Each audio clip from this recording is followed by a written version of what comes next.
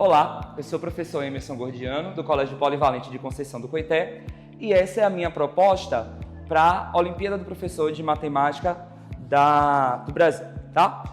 O tema que eu resolvi abordar são as relações trigonométricas no triângulo retângulo, e para isso nós vamos fazer uma pequena atividade prática com os alunos para compreenderem esse conceito. Para realizar essa atividade prática, vamos precisar basicamente de régua, algumas calculadoras e umas fichinhas de trabalho onde os alunos vão perceber esses conceitos. Vamos lá? Bom, meninos, a proposta da atividade é a seguinte. Nós temos aí alguns triângulos retângulos, tá? E eu vou querer que vocês façam as medidas dos lados conforme indicado aí com a régua e façam a anotação na tabela. Na sequência, eu quero que vocês façam os cálculos das razões que estão aí indicadas utilizando a calculadora e mostrando o resultado do cálculo com até 3 dígitos decimais. No final, vamos ver o que é que vocês percebem sobre esses resultados.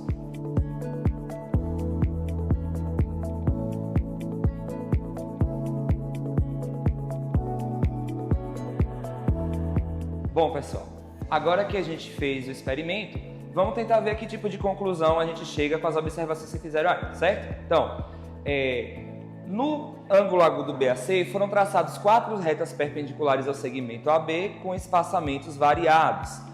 Os 4 triângulos que vocês têm na imagem, a gente sabe que eles são semelhantes, né? Uma imagem similar a essa que nós temos aqui. Se eu tenho segmentos paralelos, eles são semelhantes pelo caso A. A ideia era que vocês medissem os segmentos para preencher essa tabelinha. Então eu vou pedir para vocês me dizendo aí quais as medidas que vocês obtiveram, tá?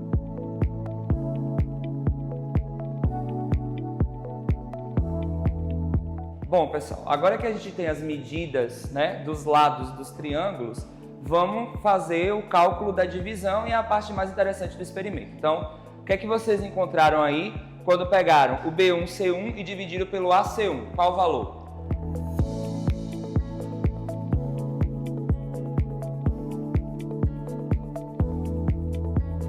Para a gente olhar para esse conjunto aí, eu poderia dizer que todas essas divisões dão aproximadamente 0,7, não é? Isso não é por coincidência, tá, pessoal? Como nós estamos trabalhando com triângulos que são semelhantes, como nessa imagem, é normal uma proporção entre os segmentos. Perceba que na nossa figura todos temos esse ângulo aqui em comum e o ângulo de 90 por conta das linhas retas. Essas divisões que vocês calcularam, elas acontecem como razão de proporção em todos os triângulos retângulos, tá? O primeiro conjunto que vocês calcularam é basicamente a divisão do que seria, olhando para esse ângulo aqui, o cateto oposto, pelo conjunto da hipotenusa. Então, a gente dá o nome disso de seno do ângulo. O outro conjunto, o número 2, vocês estavam medindo esses segmentos aqui, sempre aumentando, e dividindo também pelo segmento que corresponde à hipotenusa. O nome que nós damos a isso é cosseno, tá?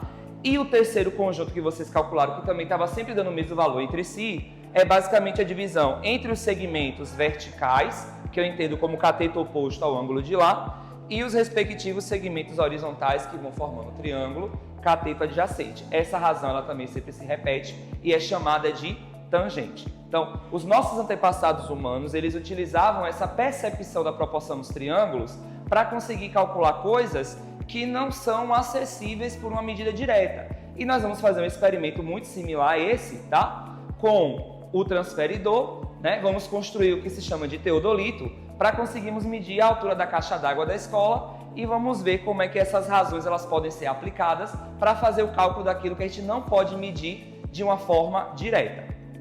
Ó, Arita, da medida que a gente tá aqui certinha, que a gente mediu, se a gente olhar lá do ponto lá pelo teodolito, a gente vai pegar aquele resultado do ângulo e dividir pela tangente, que vai dar o resultado somado com a nossa altura, o valor da caixa d'água. Aí, no caso, a gente assemelha a aula que a gente teve sobre os triângulos semelhantes, porque no total isso aqui vai dar um triângulo retângulo. Ali vão ser os catetos e aqui a hipotenusa.